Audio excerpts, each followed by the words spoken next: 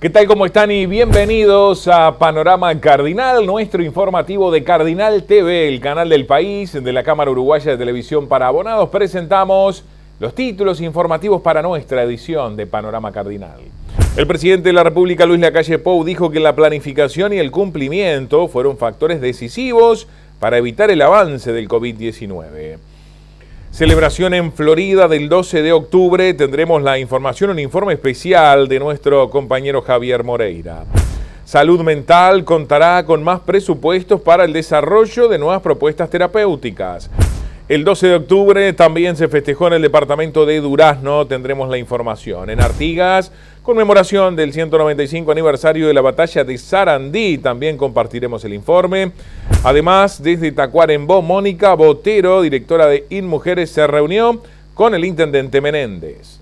Y vamos a comenzar el desarrollo de la información que tenemos para compartir con ustedes en Panorama Cardinal, destacando que el presidente de la República, Luis Lacalle Pou, dijo que la planificación y cumplimiento fueron factores decisivos para evitar el avance del COVID-19. Las soluciones, algunas de las cuales se están implementando.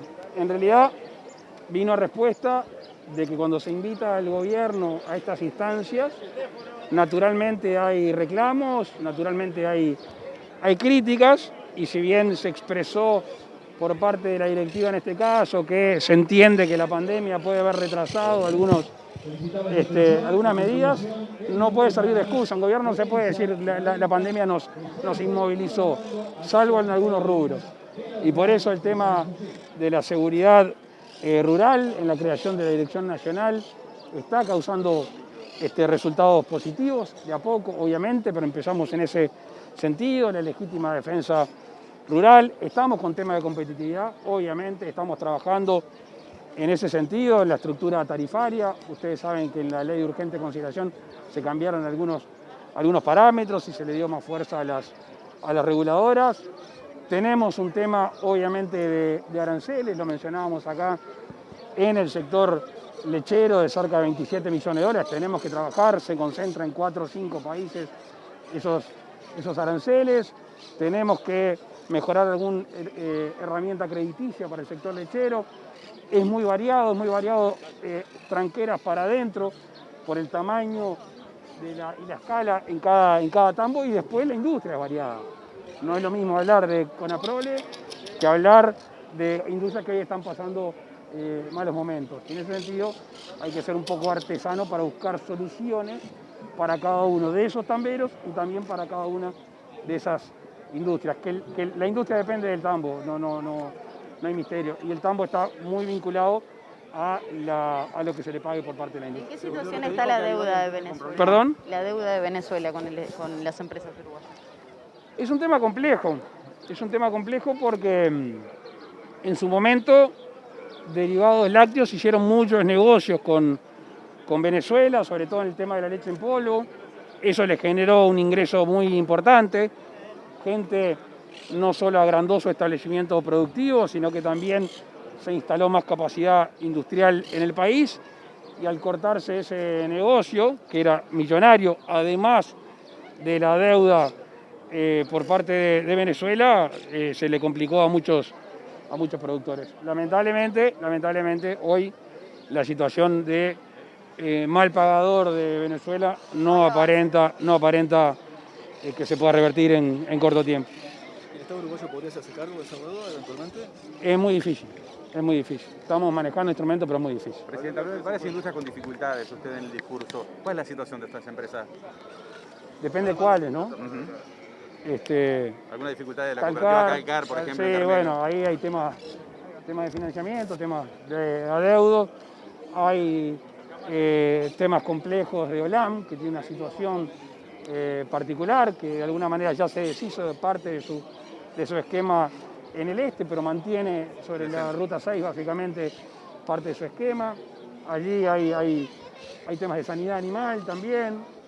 En OLAM tenemos alimentos Fraiventos, que está necesitando de más leche y no la está pudiendo conseguir. Entonces, por eso cada industria, cada sector de del ámbito lechero, inclusive cada remitente de cada industria tiene distintos problemas. En el caso de Calcar, ¿algún tipo de financiamiento, algún apoyo del gobierno? Bueno, ¿Una cooperativa? esto, si bien no es nuevo, reventó finalmente la semana pasada. Estamos estudiando no solo el tema de la industria, sino de los tamberos, ¿no? Recién yo le decía, el tambero y la industria están íntimamente vinculados. Parece que a veces no hay industria suficiente para la leche y a veces tenemos al revés. Hay menos leche de lo que la industria necesita y ese es el problema que estamos pasando hoy. ¿Cuántos puestos de trabajo se habla con esa empresa en particular? Es que hablar de puestos de trabajo en el sector lechero o como cualquier actividad agropecuaria es muy difícil. Porque si fuera en el ámbito ganadero, no estamos hablando solo de la industria frigorífica, por ejemplo. También estamos hablando de los locales de ferias, también estamos hablando de la gente que trabaja en los establecimientos. Por eso no es solo la industria propiamente dicho, sino la gente que se queda de alguna manera sin industria para remitir. Presidente, a nivel de presupuesto, en las últimas horas sale que se estarían afectando obras, por ejemplo, en asentamientos, a raíz de algunos recortes y, por ejemplo, docentes dicen que se van a estar eliminando turnos nocturnos debido a la necesidad de generar recortes a nivel de presupuesto. Nosotros no hablamos de recorte, hablamos de ahorros. Y después de 15 años de una administración en la cual dejó endeudado al país, hay que hacer obviamente ahorros, hay que ser selectivo en los ahorros y si en algún momento alguno de esos ahorros termina perjudicando un ámbito social, el gobierno está dispuesto a rever esas decisiones. Pero es lo que lleva cuando se gastó mucho, cuando se gastó mal, cuando se gastó desordenadamente. Por eso ustedes van a tener parte de las auditorías en pocos días que allí iba a decir. Entonces hay que recalcular, por decirlo de alguna manera, y gastar o invertir donde realmente de alguna manera se pueden generar injusticias sociales si no se lo hace. Presidente, ¿cuándo se va a estar reuniendo con el presidente de Argentina? ¿Ya tiene alguna fecha? No, nosotros siempre, yo voy a hablar en primera persona, tengo la intención de tener la mejor relación con cualquier gobierno, sobre todo con los gobiernos de la región, o sea, la disposición para reunirnos siempre está, los temas siempre están, pero mejor esperar que sucedan esos acontecimientos para que ustedes se puedan enterar en tiempo y forma. ¿No hay disposición desde el lado de Argentina de un diálogo fluido, directo? No sé si, creo que no, pero si lo hubiera se pueden imaginar que yo no la voy a alimentar, así que mi respuesta sería igual de aburrida que esta. ¿Están llegando argentinos a instalarse en nuestro país? Hay gente que ha venido de todos los lugares del mundo. Por lo general es más lógico que sean más los argentinos porque estamos del otro lado del charco. Presidente, Con el tema turístico, ¿qué pasa? ¿Habrá una apertura puntual, limitada para el turismo? Complicado, es un tema complicado. Tanto el Ministerio de Salud Pública como el grupo de asesores científicos honorarios está trabajando. Yo me crucé esta semana con Rafael Ray y me dijeron que están avanzando. Tenemos un grupo de WhatsApp coordinando esto. Están trabajando en el número, están trabajando dónde y están trabajando los protocolos. Es una situación compleja porque lo primero que uno quiere como gobernante es decir, bueno, vamos a no cortarle las alas a aquella gente que vive del turismo, que si se le pasa la temporada sabemos el invierno que va a tener, pero después cuando uno ve lo que pasó en algunos lugares de Europa, todo el esfuerzo que han hecho todos los uruguayos en estos tiempos, si se hace mal, si se abre de manera desmedida, puede generar un retroceso importante y eso sigue generando no solo complicaciones sanitarias, sino que además económicas. Como muchas veces sucede en el gobierno, la decisión no es fácil y uno trata de ser lo más justo posible y por eso queremos tratar de tener la mayor cantidad de información al alcance para tomar la decisión adecuada porque involucra la vida de muchos uruguayos. ¿Esa propuesta de los operadores, por ejemplo, de hacer la cuarentena de unos días en los hoteles o hacer algún tipo de mecanismo, es viable?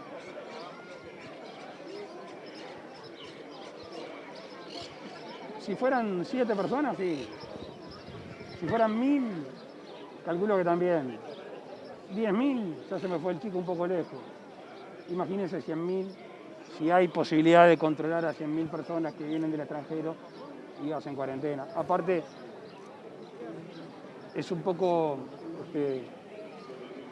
raro que alguien que viene a disfrutar las vacaciones esté dispuesto a quedarse 7 días encerrado en un hotel. Entonces, que haya gente dispuesta a hacerlo, sí, el tema es la cantidad. Y por eso en esto hay que ser muy medido y muy preciso todos los tipos de turismo que se pueden llegar a recibir o no. Créanme que lo que más me gustaría decirles a ustedes ahora es: vamos a tener una gran temporada, se va a abrir y aparte no vamos a tener problemas sanitarios. No se los puedo decir y por eso es que uno sigue trabajando para tratar de dar una respuesta que, dicho sea de paso, es una respuesta tardía. Porque todos sabemos que la temporada turística empieza, las preparaciones cuando empiezan, agosto. Hola. Un poco antes. Vamos a comenzar con Entonces, estas. ha sido un año complicado. Los escenarios posibles, presidente. No tengo todavía una evaluación para hacer. Mi experiencia personal es que me los cruzo en todos lados. Estadísticamente no tengo datos. Sí he visto, como ustedes saben, y tengo noticias de detenciones, de incautaciones. Algunos vecinos están contentos. Anteayer andaba en la zona del Vizcaíno y me decían que por suerte en media hora estaba la camioneta, como se llamaba, pero estadísticamente todavía no tengo nada. Presidente, en su momento, que bueno, las herramientas estaban y que se esperaban. Sí, las herramientas, ahora por falta de herramientas no va a ser. O sea, esa excusa no la tenemos. Presidente, una niña hoy le planteó que quería ir todos los días a clase. Usted dijo es una fenómena. ¿En qué situación se está respecto, más allá que el martes empieza la obligatoriedad en la asistencia, a la presencialidad plena? ¿Qué tan lejos está? Lo que pasa es que tenemos que combinar dos cosas, ¿no? O sea, supongamos que nosotros decimos hoy que es obligatorio y que hay plena presencialidad. Seguramente la chiquilina que me vino a hacer ese reclamo, que por suerte me hace ese reclamo porque me podría haber dicho no quiero ir a clase, por suerte nos pide eso, capaz que esa escuela no puede tener una presencialidad total. Entonces en esto yo creo que el gobierno y sobre todo el CODICEN, con su autonomía, ha estado trabajando detalladamente en los equilibrios de la obligatoriedad y la presencialidad, que termina dependiendo de la cantidad de alumnos y del tamaño de la escuela. Entonces por eso a veces hay que tomar decisiones a medida según cada centro educativo. Yo quiero hacer memoria cuando ya ha pasado mediados de abril, dijimos para volver a las clases rurales. ¿Se acuerdan lo que fue la reacción de muchos, no? Y después cuando dijimos en junio que se iba a volver en 3 etapas a la educación, ¿se acuerdan la reacción de muchos? Bueno, por suerte pasó que se volvió a clase y que los niños no se contagiaron, por lo menos masivamente. Puede haber 1 o 2 contagios, que se demostró que con esas medidas íbamos a seguir avanzando hacia ahí. Estuvimos este fin de semana en contacto con el grupo de científicos, algunos mecanismos que no son muy onerosos en algún lugar del mundo para airear, para ventilar espacios cerrados. Nuestra cabeza está puesta en que los chiquilines puedan ir más, además de hacerlo obligatorio. Ahora, los expertos hablan que los daños que pueden generar los niños a nivel de desarrollo cognitivo y demás pueden ser peores que el mero hecho de la pandemia. Sí, por supuesto. Por eso tomamos la decisión el 22 de abril. ¿Se acuerdan que nos dieron más palo que la llamada o no? ¿Se acuerdan o no? ¿No? ¿Se acuerdan lo que decían algunos sindicatos o no? Y cuando volvimos en 3 etapas en junio, ¿se acuerdan lo que decían algunos sindicatos y algunos políticos? Bueno, esos mismos ahora son los que están pidiendo obligatoriedad y presencialidad. Hacemos las cosas responsablemente. De más está que uno tiende a pedir disculpas cuando no se puede hacer todo, pero es la vida de los uruguayos y como tal, las medidas hay que tomarlas en ese sentido. Entonces preferimos estar seguros de que no estamos arriesgando. Cuando estamos seguros, a pesar de que nos critiquen antes de tiempo, tomamos las medidas y por suerte, porque estamos bien asesorados, bien inspirados, hasta el momento las medidas tomadas no han generado ningún tipo de retroceso en la enfermedad. Y les quiero agregar una cosa más y con esto me voy. Todas las actividades reguladas, todas las actividades que el gobierno reguló con el asesoramiento del Ministerio de Salud Pública, de los científicos, son las que no han generado casos, son las que no han disparado casos. Entre otras cosas porque hubo una planificación, pero además porque hubo un cumplimiento. O sea, en esto no hay magia. Si se planifica, se trata de ser sensato y la gente cumple, no hay magia. Podemos avanzar y es lo que hemos hecho hasta el momento. Bueno, más información en Panorama Cardinal. Bueno, paradigma del cambio en la salud mental incluye aspectos terapéuticos de prevención, laborales y educativos. Tenemos el informe. La pandemia de COVID-19 de alguna manera desnudó la importancia que tiene la salud mental. No hay una salud integral sin salud mental. Es un asunto de todos. La pandemia afectó a todas las personas de diferentes maneras, a estudiantes, a matrimonios, a familias, a trabajadores, personal de la salud, las personas mayores y los cambios a nivel de la rutina laboral que también constituyeron un desafío muy interesante por cuanto a la vez que desafiante se cambió un poco el paradigma laboral mediante nuevas formas de teletrabajo, algunas de las cuales quizás hayan llegado para quedarse en algunos sectores y que eso nos priva de la interacción social, con lo cual también tiene repercusiones a nivel psicológico. Esta campaña, que se trata de los relatos de la pandemia, apunta a que se pueda pensar y hablar desde la perspectiva personal de cómo se experimentó y se vivió esta pandemia. Y es una característica que busca, en definitiva, no verla desde el punto de vista sanitario, sino desde el punto de vista de la persona, del ser humano, como fin y objeto final de todos nuestros desvelos. Se estima que actualmente, según datos de la OMS, existen más de 1.000 millones de personas que sufren algún tipo de trastorno mental en una población de 7.200 millones. La salud mental en el amplio abanico de los problemas de salud es uno de los más importantes. No en vano la Organización Mundial de la Salud la tiene hoy entre los grandes temas como las enfermedades crónicas no transmisibles, que es de lo que hay más morbimortalidad en nuestro país, enfermedades cardiovasculares, cáncer, respiratorias crónicas, diabetes, y además del año 2018 las patologías globales como salud mental y salud cerebral, que particularmente en tiempos de pandemia hay que tener muy presente que los temas de salud mental se pueden agudizar, hay que tener muy presente además que hay una política de Estado que vino trazada desde el Parlamento con la Ley Nacional de Salud Mental, con el Plan Nacional de Salud Mental, que esta administración y en estos primeros 6 meses le comenzó a dar curso, aprobó el plan de salud mental que venía consensuado por organizaciones de la sociedad civil, hubo líneas telefónicas que se pusieron exclusivamente a la pandemia para entender los problemas de salud mental. En la complementariedad que se hizo, que hubo articulaciones muy importantes de nuestro programa de salud mental y de la Dirección General de la Salud, la Dirección Departamental de Montevideo, con la Dirección de Coordinación a la cabeza y los prestadores, de poder atender, por ejemplo, la situación de los establecimientos de estadía para adultos mayores, donde los adultos mayores todos sabemos que algunas de sus patologías están vinculadas a salud mental o algunas se profundizan. Vimos profundizarse casos de depresión, aislamiento, soledad, en todos los tramos etarios, pero en ese sentido siempre se actúa mancomunadamente. 150 psicólogos invirtieron su tiempo sin otra pretensión que la de ayuda. Por eso es un lindo ejemplo, que no estamos compitiendo, estamos sumando. Y si vamos un poquito más adelante, todos contentos. Bueno, más información en Panorama Cardinal. Uruguay y Argentina acordaron acciones conjuntas de adaptación al cambio climático en ambas márgenes del río Uruguay.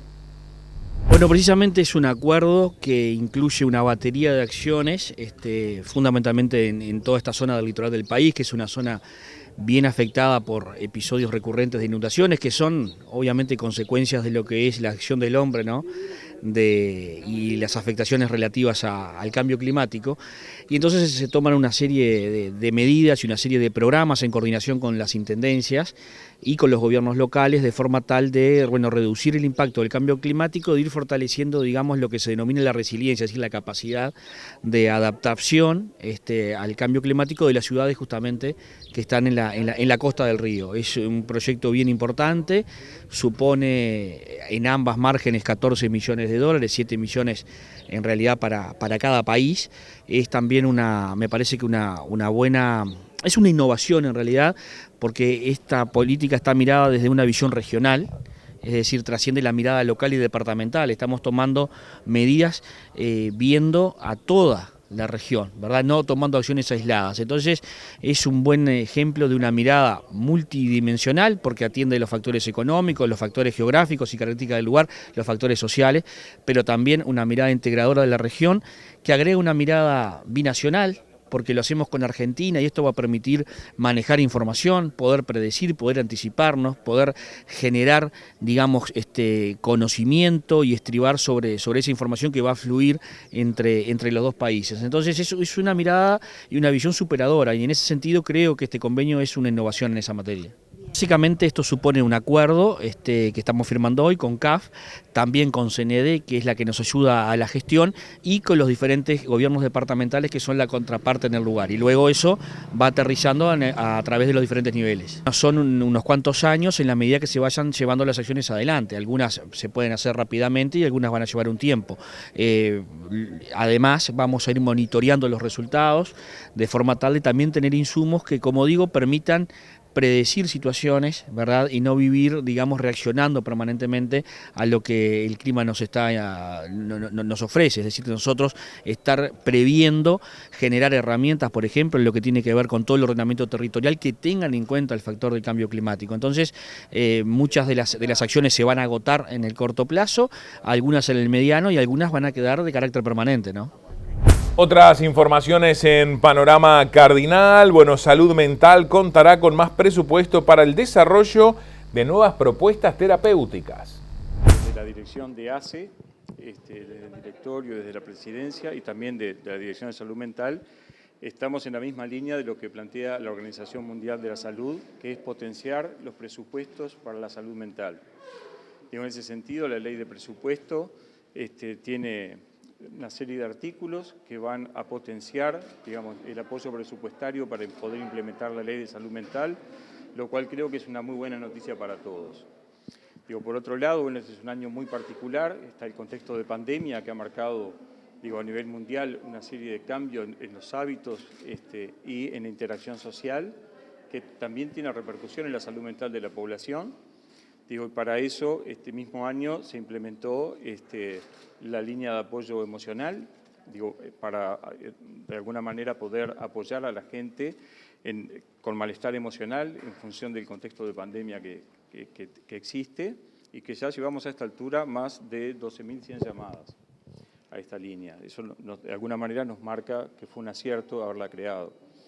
Tenemos una serie de propuestas en lo que tiene que ver para el próximo quinquenio, que tienen que ver con la implementación de la ley de salud mental, con, por un lado, reforzar los equipos de salud mental de territorio, pero también generar áreas de internación psiquiátrica en los hospitales generales, que pensamos que es una demanda justa y que la tenemos que llevar adelante. De alguna forma esto va en camino opuesto a la estigmatización y toma la enfermedad mental como cualquier otra enfermedad, y para eso sería deseable que la asistencia se desarrolle en los hospitales generales. En principio, la primera obra va a ser en el Hospital Pasteur, que va a albergar unas 70 camas para pacientes agudos, y después va a haber también obras en otros hospitales, en Bois, Canelones, Colonia y otros. También la idea es remodelar algunas salas de psiquiatría de los hospitales del interior. Y en términos generales, el otro aspecto que es central es avanzar en el proceso de desinstitucionalización de los pacientes que están internados en situación asilar en las colonias, sobre todo lo que seremos la ex colonia Etxepare y Santín Carlos Rossi, pero también en el Vilar de Bo. Y para eso está proyectado la creación de casas de medio camino, que de alguna manera sea la articulación entre la vida asilar y después el reintegro a la sociedad. Ya hay casas de medio camino actuando, digo, hay acá en Montevideo, en San Carlos, se inauguró una en Mercedes. Nuestra meta es poder inaugurar otra casa de medio camino acá en Montevideo antes de fin de año y estamos trabajando para eso. Y de alguna forma pensamos que en la propuesta quinquenal tendríamos que llegar a crear más de 10 casas de medio camino a nivel de todo el país. Doctor, en relación al portal amarillo, ¿va a haber cambios en relación a la extensión de adicciones? Es decir, no solamente ya en el tema de drogas, sino también alcohol. Bueno, sí, pero igual en este momento en el portal se asisten pacientes alcoholistas. La idea que nosotros tenemos es generar en el portal un centro de desintoxicación para poder acelerar la capacidad de respuesta. Nosotros en este momento, de alguna forma, estamos dejando por fuera de la asistencia a los pacientes más graves, los que llegan a las emergencias y requieren rápidamente una respuesta de desintoxicación, cuando está indicado, porque no toda la gente que necesita desintoxicarse tiene que estar internada, no tenemos a dónde derivarlos. Esto no es un problema nuevo, este problema ya se conoce desde hace años, lo que nosotros de alguna manera queremos es implementar una solución.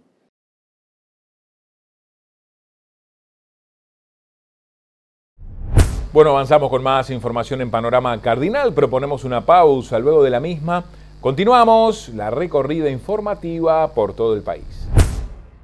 ¿Alguna vez te pusiste a pensar lo que pasa cuando dejas de pagar para ir al cine o a un concierto? ¿Y cuando no pagás para ver tu serie favorita o tu equipo en la cancha o en el living? Un montón de puestos de trabajo se ven en peligro. Pero no solo se ve perjudicada la industria, también te perjudica a vos. Cada vez que pensás que ahorrás por no contratar un servicio oficial para ver tus contenidos, pones en peligro tu seguridad cibernética. Crees que por un par de veces no pasa nada, pero cuando entran en tus dispositivos, tienen acceso a todos tus datos. Controlan tus contraseñas y con eso tu mail, tus redes sociales, tu respaldo, tu información bancaria y toda tu nube. Además, estás cometiendo un delito. Suscríbete a servicios oficiales para disfrutar del entretenimiento de forma legal y segura. No fomentes la piratería. No fomentes la piratería. No fomentes la piratería.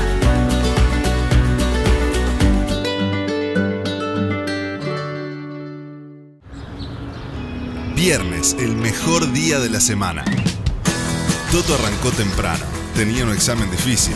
Se encontró con Victoria y Cata en el bondi. Le fue bien, creen que pasa. De ahí se fue derecho a entrenar. No saben cuándo arranca el campeonato, pero hay que estar listos. De noche, pintó asadito en lo de Tacho para festejar el cumple de su novia Juanita. Días después, se empezó a sentir mal. Tenía coronavirus.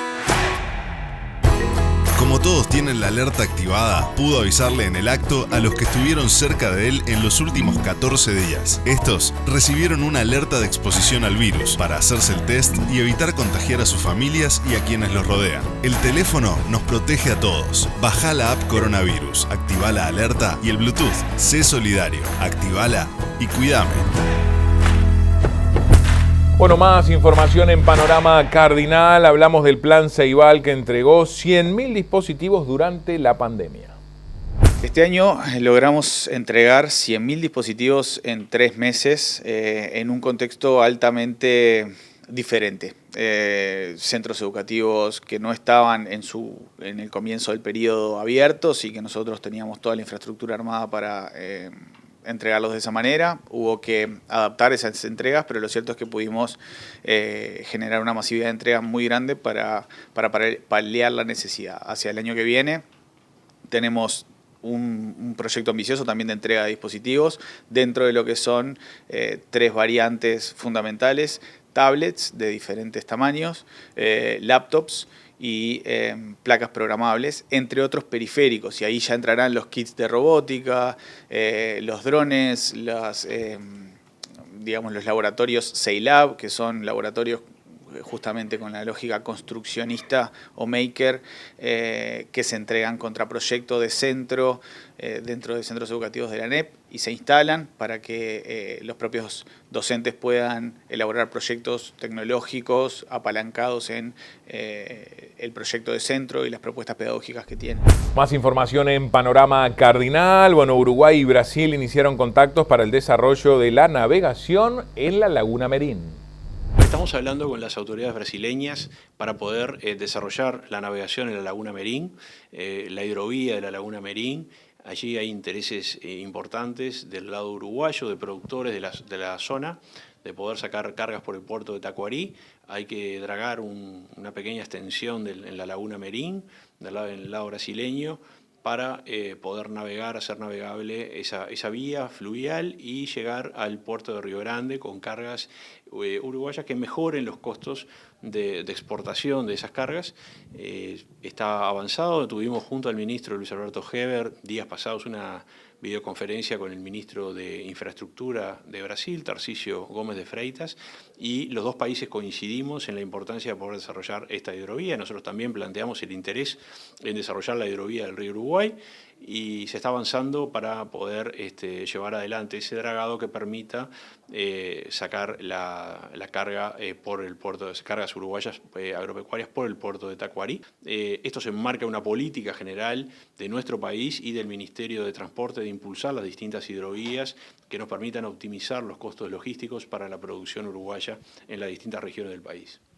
Cuando hablamos de producción, concretamente, ¿qué áreas de la producción se verían beneficiadas con este proyecto? Bueno, cargas agropecuarias de la región este y noreste de nuestro país. Allí hay cargas de arroz, puede haber soja, distintas cargas agropecuarias que van a utilizar esta hidrovía por un tema de costos y por un tema de su propia operación logística de salida, de exportación. Creemos que va a ser beneficiosa para utilizar esta vía, y nosotros tenemos que mejorar los costos logísticos de nuestro país, y en ese sentido estamos abiertos a impulsar distintas hidrovías que nos permitan captar cargas regionales para los puertos uruguayos y en algunos casos también permitir que cargas uruguayas puedan salir por puertos regionales si pueden mejorar sus costos, como es este caso.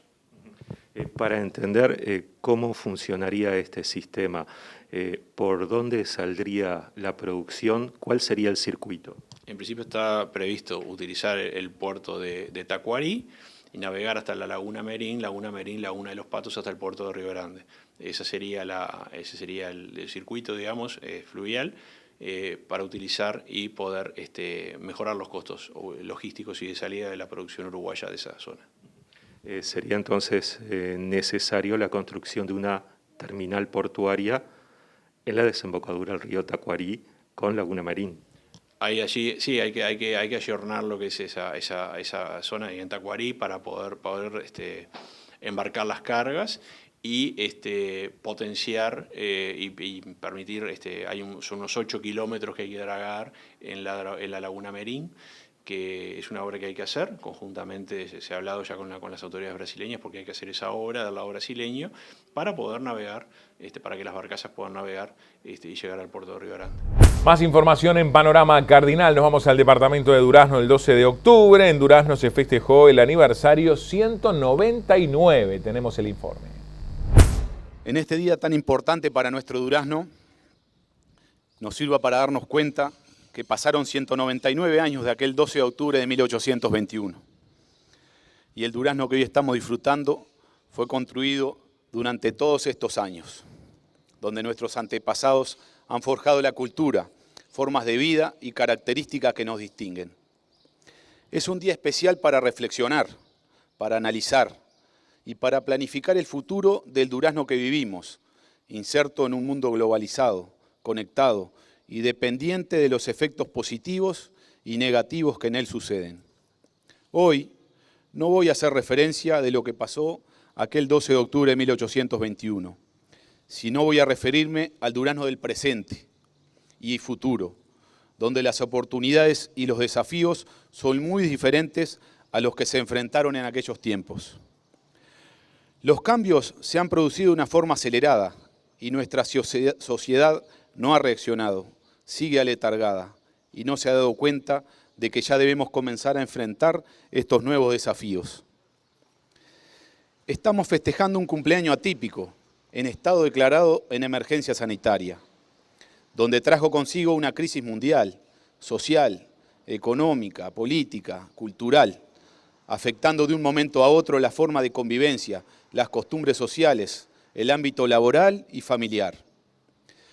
Todos estos cambios se hubieran producido en su mayoría dentro de 10, 15 o más años y han derivado una serie de efectos positivos y negativos, los cuales como departamento nos hemos tenido que ir adaptando.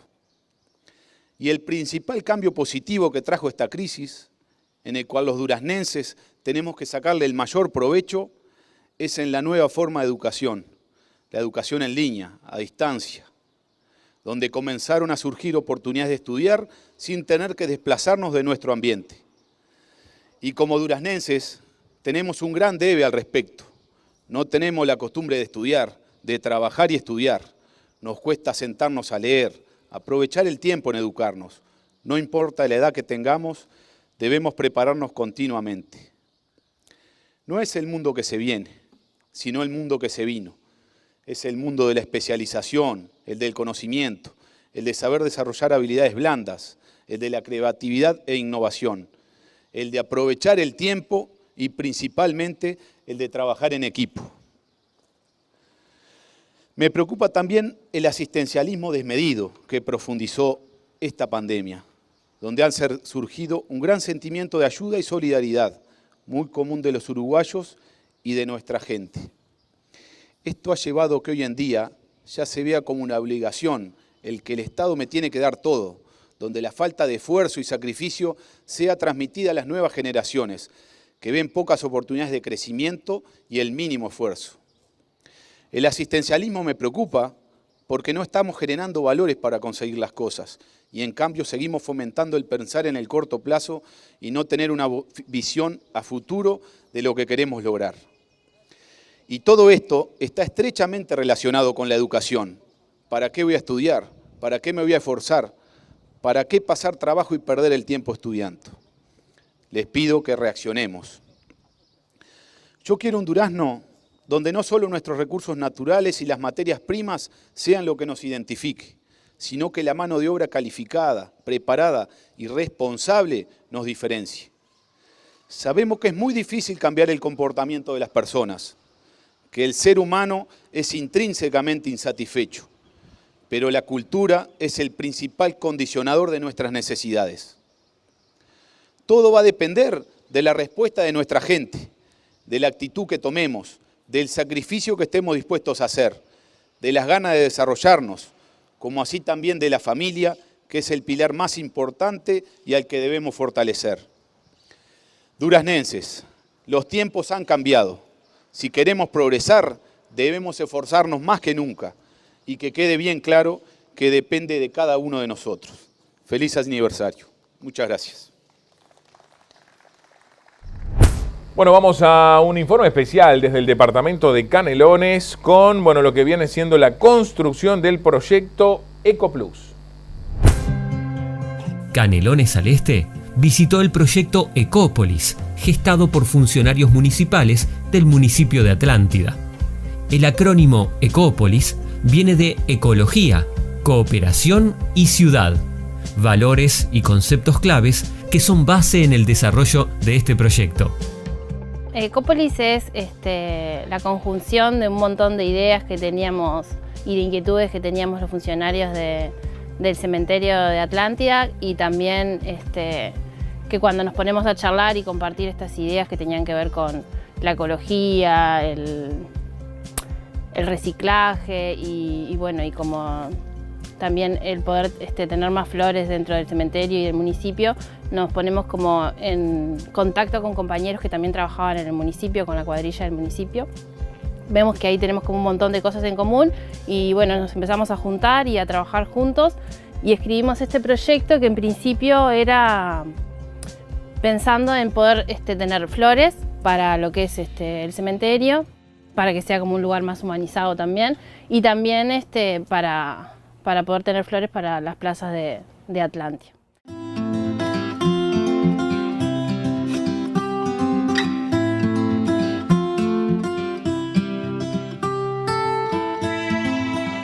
Había que construir un invernáculo, había que hacer algunas cosas accesorias para plantar, que nosotros podíamos aportar desde ahí.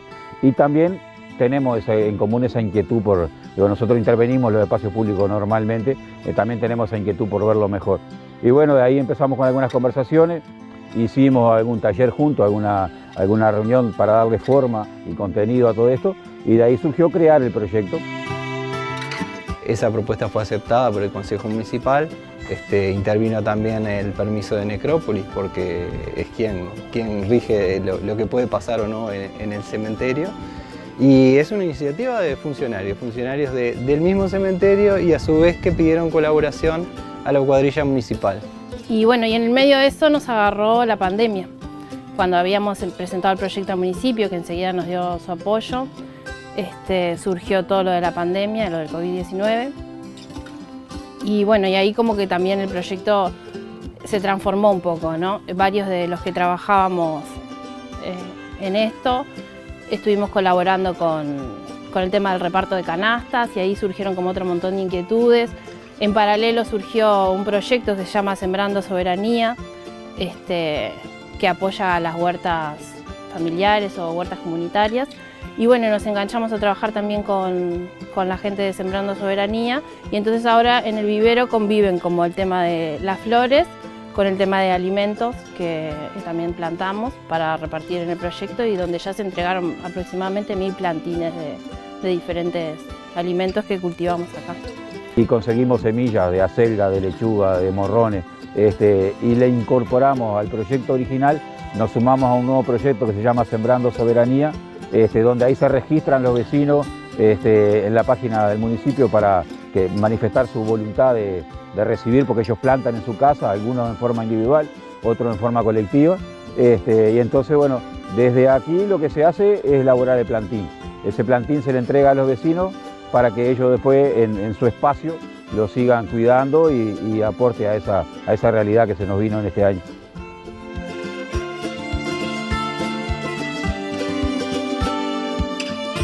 Con la ayuda de la Red Nacional de Semillas, de un ingeniero agrónomo que vino a asesorarnos y todo, se hizo una jornada en la cual se hicieron todos estos biopreparados. Humo de lombriz, microorganismos eficientes nativos, que es lo que se está usando mucho ahora, lo que es para todo el tratamiento de hongos, la flora de lo que es el suelo. También se toma, se usa para los animales. La flora intestinal, ayuda a la flora intestinal. Después tenemos abonos de ortiga, fungicida. Todo eso lo hicimos con los muchachos de la huerta. El municipio sin duda ha sido como un elemento fundamental, la dirección también que habilitó, la dirección de Necrópolis, ¿no? Que habilitó que el espacio se pudiera poner acá también. Y después trabajamos también con la red de semillas, que son los que nos dan los plantines, las semillas de la parte de alimentación, y después también una donación de privados que hubo para el tema de los nylon y las semillas de flores, también eso fue una donación. Y después hay vecinos que nos traen también plantas y ven que estamos en esto y les gusta. La verdad que la gente agradece pila también, ¿no? Y eso es como lo que nos motiva a seguir también. Y colaboran con plantas, con flores y tal, y la idea es poder seguir eso reproduciendo. Tengo algunas plantas de kiwi, que también si quieren se las puedo donar. El kiwi demora en dar, como 3 años, porque hasta que no florece, no sabes cuál es macho y hembra, y tiene que tener un macho por 4 o 5 hembras. Tengo unas cuantas plantas de kiwi que, bueno, están chiquitas por la helada ahora, sin hoja, pero yo ya tengo plantadas para mí 6 plantas todas más o menos juntas, las encañé y se fueron para arriba el año pasado. Ahora están sin hoja por la época, Claro.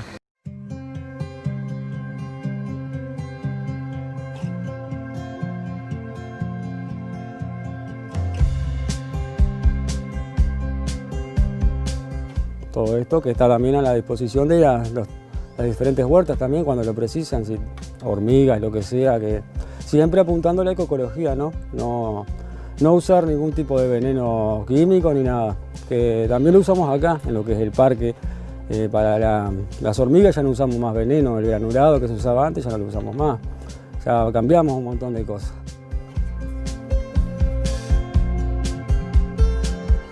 Tenemos la parte de compostaje, que es todo lo que se recolecta acá de orgánico dentro del cementerio, lo que es cocina, alguna flor seca, se trae y se hace el compostaje. Como ven, tenemos el sistema que sacamos los lixiviados, todo lo que es el compostaje va bajando, va sacando su jugo y lo dejamos para los lixiviados, que son lo que utilizamos para regar todo lo que es jardinería, dentro de lo que es cementerio y huerta.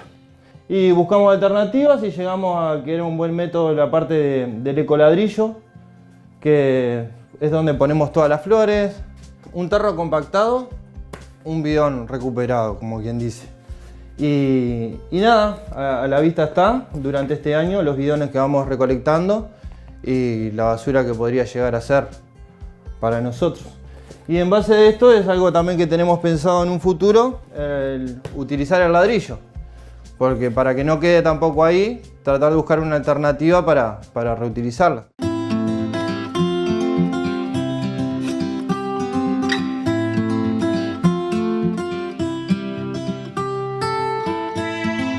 No hay antecedentes de que haya pasado antes un emprendimiento de estas características. Esto es algo que salió desde ellos y que le ponen muchas ganas. Estamos hablando de que sin dejar de lado las tareas que tienen acá en el cementerio, vienen hasta antes de horario para poder realizar las tareas.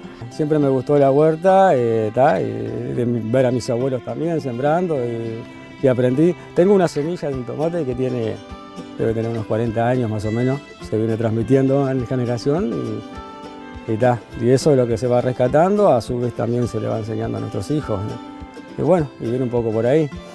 Esta actividad genera como un afloje a todas esas tensiones que les puede generar el mismo trabajo, ¿no? De alguna manera también lo que aprendemos acá lo llevamos a nuestras casas y los compartimos con nuestras familias y bueno, es como un semillero en toda regla, ¿no? Se va como reproduciendo y reproduciendo y se van transmitiendo como un montón de cosas.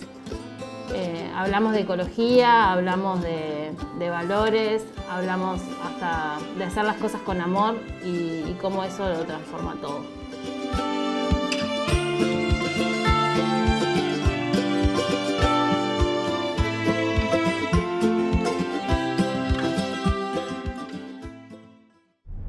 Más información en Panorama Cardinal, proponemos una pausa luego de la misma. Continuamos la recorrida informativa por todo el país.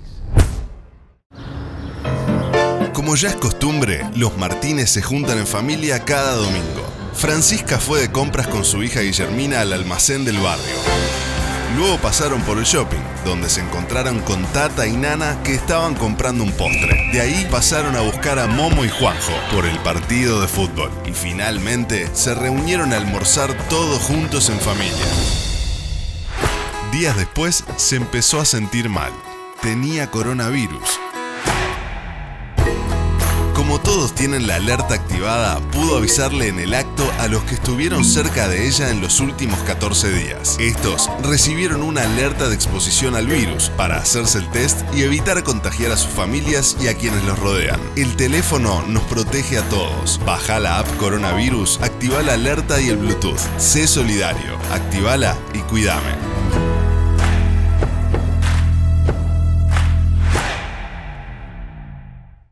¿Alguna vez te pusiste a pensar lo que pasa cuando dejas de pagar para ir al cine o a un concierto? ¿Y cuando no pagás para ver tu serie favorita o tu equipo en la cancha o en el living? Un montón de puestos de trabajo se ven en peligro.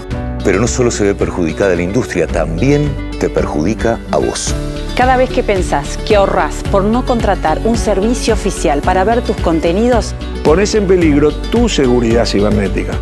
Crees que por un par de veces no pasa nada. Pero cuando entran en tus dispositivos, tienen acceso a todos tus datos. Controlan tus contraseñas y con eso tu mail, tus redes sociales, tu respaldo, tu información bancaria y toda tu nube. Además, estás cometiendo un delito.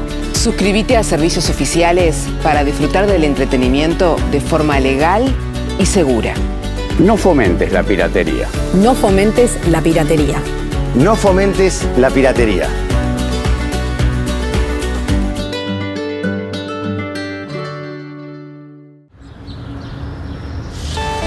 Santiago pasó a buscar a Javier. Se juntaron en el café con Virginia y Diego para preparar la reunión que tuvieron con Magdalena, Marcelo y Andrés. De ahí se fueron a la oficina, donde estuvieron trabajando con María, Soledad y el resto del equipo. Días después se empezó a sentir mal. tenía coronavirus. Como todos tienen la alerta activada, pudo avisarle en el acto a los que estuvieron cerca de él en los últimos 14 días. Estos recibieron una alerta de exposición al virus para hacerse el test y evitar contagiar a sus familias y a quienes los rodean. El teléfono nos protege a todos. Bajá la app Coronavirus, activá la alerta y el Bluetooth. Sé solidario, activala y cuídame.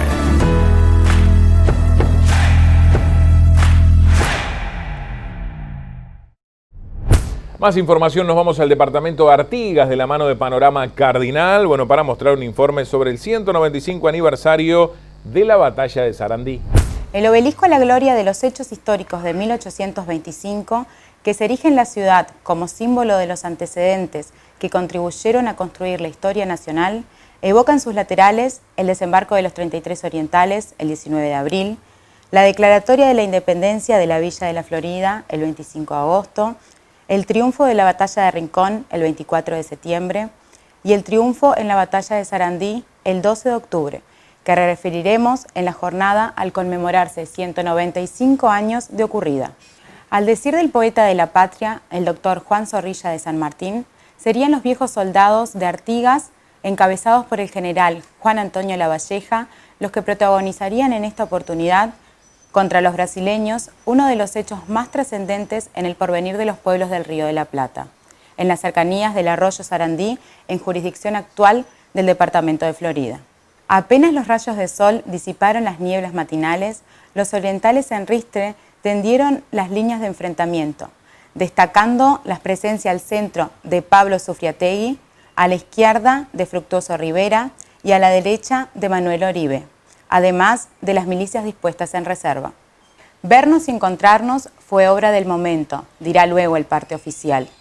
Los enemigos dieron lo suyo a vivo fuego, el cual no desperdiciaron los orientales, y a sable en mano y carabina en la espalda, arrollaron y sablearon sin cesar, forzándolos a batirse en retirada, perseguidos por nuestros combatientes a razón de leguas. Luego del triunfo de Sarandí, la mayor parte del territorio quedó a merced del dominio oriental, convocándose de inmediato el Congreso de la Florida para presionar la reunificación de las Provincias Unidas del Río de la Plata, trascendiendo en definitiva como un acontecimiento que se extendía con pletórica expectativa más allá de sus confines. Corresponde expresar que, habiéndose establecido el 12 de octubre de cada año como fiesta nacional española, saludamos a la colectividad de ese país que, como en otros puntos del territorio nacional, confluyeron en el departamento desde fines del siglo XIX para aportar con realizaciones políticas, económicas, sociales y culturales al mejor desenvolvimiento de la comunidad artiguense. Muchas gracias. Más información en Panorama Cardinal. Nos vamos al departamento de San José, puntualmente a la ciudad de Libertad, donde Olga Martínez, a cargo de una asociación civil que gestiona el centro CAIF El Ceibo, se refirió a la actualidad de los centros CAIF en la pandemia. Y agradecer a toda la gente, las familias que nos han acompañado a través de este tiempo y estos tiempos difíciles que hemos pasado, ¿no?, con la emergencia sanitaria, que hemos estado complicados porque no se ha podido atender, hemos ido trabajando sobre la marcha, agradecer los equipos también de trabajo que han trabajado muchísimo, por cierto, porque claro, es una modalidad nueva para todos. Vamos a seguir y recién estamos retomando con más niños porque hemos ido retomando de a poquito, pero ya esta semana ya hay más. Esperemos en el correr de los días ya llegar a la totalidad. Ahí está. Una cosa importante que durante toda la pandemia siguió trabajando el CAIF con modalidades diferentes, pero siempre atendiendo las necesidades, las inquietudes de muchas familias que necesitaban, ¿no? Desde la canasta hasta otras necesidades, ¿no? Sí, siempre estuvimos en contacto con la familia y siempre estuvimos ayudando, desde canastas, de donaciones que hemos recibido, volcando toda la comunidad. Realmente sí, siempre hemos estado en contacto, siempre, de una u otra manera, con ciertas distancias, pero siempre en contacto. Son muchos los niños que concurren aquí o que estaban integrando la comunidad de CAIF. Son 84 familias, son unas cuantas. Y bueno, y la emergencia ha llegado para todos, claro. En realidad, y bueno, todos necesitan una mano. Y bueno. ¿Cómo es la situación general de los centros CAIF? Sabemos que usted representa los centros del departamento y demás, y cómo puede calificar la realidad. Y bueno, todos han trabajado, han trabajado bien. Yo he estado en contacto con otros centros y realmente sí, todos estamos un poco improvisando con esto, ¿no? Diría, porque todos los días uno tiene situaciones nuevas y bueno, pero se ha podido llegar, que eso es lo importante. Los equipos han podido trabajar y se ha podido ayudar a las familias que también lo necesitan, ¿no? No es asistencialismo, sino que hay mucha gente sin trabajo, a veces hay niños que es la única comida que comen, no, está difícil, y entonces por eso es importante que nosotros empecemos a funcionar a pleno, ¿no? Es muy importante eso, que bueno, en eso estamos. ¿En qué etapa se está, ¿no? En ese camino de volver a la total normalidad, digamos? Bueno, nosotros esta semana, por ejemplo acá, ya tenemos, aumentamos la cantidad de niños esta semana y lo vamos a ir haciendo paulatinamente, ¿no? Porque también es como una adaptación también de los niños, ¿no? Pero bueno, vamos a llegar, si Dios quiere, con todos dentro de poquito ya. Oiga, hubo cambio de gobierno, ¿no? El nuevo Poder Ejecutivo, ¿qué idea tiene? Los nuevos directivos de INAU, ¿qué idea tienen de lo que es el papel que tienen que jugar los centros CAIF? Y bueno, nosotros tuvimos un comité nacional el mes pasado, y bueno, es todo nuevo para ellos, ¿no? Si bien hay mucho para caminar, porque habían cosas que estaban funcionando bien y bueno, esperemos que sigan, a eso estamos apostando, a que realmente se continúe la política que se estaba llevando, ¿no? Que nosotros teníamos reuniones con INAU todos cada 2 meses, bueno, nos llevó muchísimo tener la reunión porque más allá de esta pandemia por medio, costó mucho hacer esta reunión de delegados, pero bueno, pudimos conversar y bueno, de ahí veremos cómo seguimos. Pero voluntades hay, Eso le iba a preguntar, ¿señales de ir en ese camino? Sí, voluntades hay, sí. Claro, el directorio es nuevo, entonces también ellos están acomodándose, ¿no? Claro. Y bueno, y nosotros estamos planteando cómo veníamos trabajando. Claro. Así que bueno, estamos apostando a que realmente se pueda seguir trabajando como se venía, porque los centros CAIF, es una política de muchos años y que ha dado buenos resultados, entonces es importante que continúe, ¿no? Exacto. En su momento se proyectaban nuevos centros CAIF. Sí. En el diálogo con las nuevas autoridades, ¿sigue esa idea? Sigue la idea, sí, sigue, por lo menos es lo que plantean ellos, de seguir con las aperturas, sí. Por eso, tuvimos una reunión, para conocernos, y bueno, y plantear nuestras inquietudes y escucharlos a ellos, y bueno, y ir viendo a ver cómo vamos a seguir. Bueno, y ahora lo vamos a hablar un poco con, las integrantes de aquí del Centro CAIF, el Seibo de Libertad, pero hay periodo de inscripciones también para que se puedan acercar. Sí, ahora van a hablar con el equipo, pero sí, hay periodo de inscripción para experiencias oportunas, ¿verdad?